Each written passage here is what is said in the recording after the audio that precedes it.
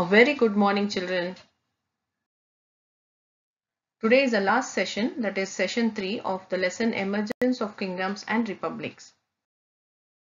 In the last session, we have seen how the kings have collected taxes. So to continue this chapter, we will go on reading. Many kings wanted to be more powerful and wealthy. They could do this in two ways, that is by increasing the taxes imposed on the people and by conquering neighboring kingdoms.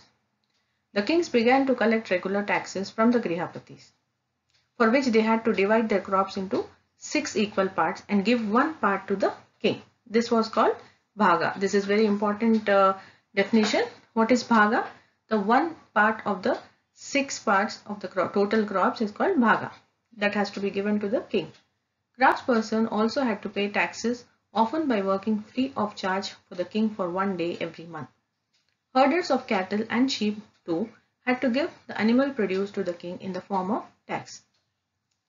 Traders was also made to pay taxes on the goods they sold.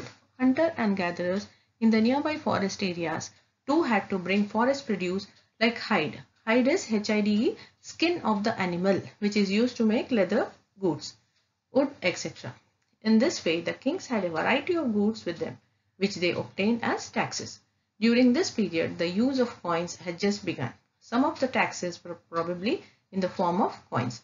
You can see in the picture the coins during the Mahajanapadas.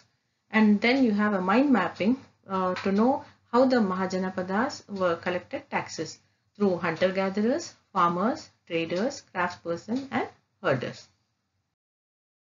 Historians feel that these kings could have persuaded the farmers to grow more crops and adopt better methods of cultivation and irrigation so that the production could increase and they could get more taxes.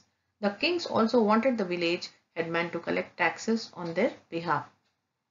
The kings were also constantly waging wars against each other so that they could bring more territories under their rule.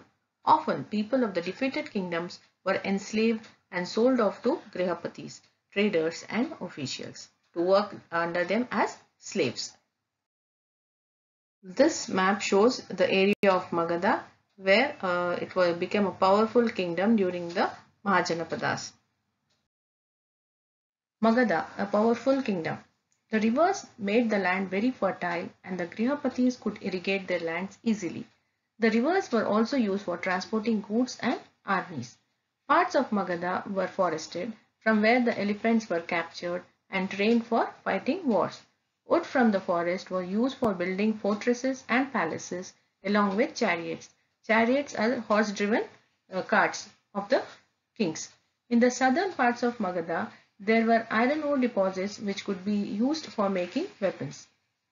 All this enabled Magadha to emerge as a very powerful kingdom. Bimbisara and his son Ajatasattu were early kings who built the power of Magadha. Mahapadmananda was another powerful ruler of Magadha. All these kings used their armies to conquer other kingdoms. During the time of Mahapadmananda, the kingdom extended from the northwestern part of India to Odisha. We should remember that not all the Mahajanapadas were ruled by the kings as in Magadha. In some areas, the kings were more like Gond headmen who relied upon the ordinary people and performed rituals upon the ordinary people and performed rituals and festivals for the welfare of the entire kingdom. Vajji, a Gana. The Vajji was one of the 16 Mahajanapadas. The Vajji Mahajanapada was to the north of Magadha and it had a Gana form of government. Gana was ruled by a group of rulers instead of a single ruler. Sometimes even thousands of men ruled together and each of them was called a Raja. They performed rituals, met and took decisions on issues of common interest in assemblies through discussion and debate. However, women, slaves and wage earners could not participate in these assemblies. Buddha and Mahavira belonged to Ganas and became famous teachers respected in all the Mahajanapadas. Even though the king tried to conquer the Ganas, they remained active for more than 1500 years. In this slide, you can see a Gana assembly seen from Sanchi. Thank you, children.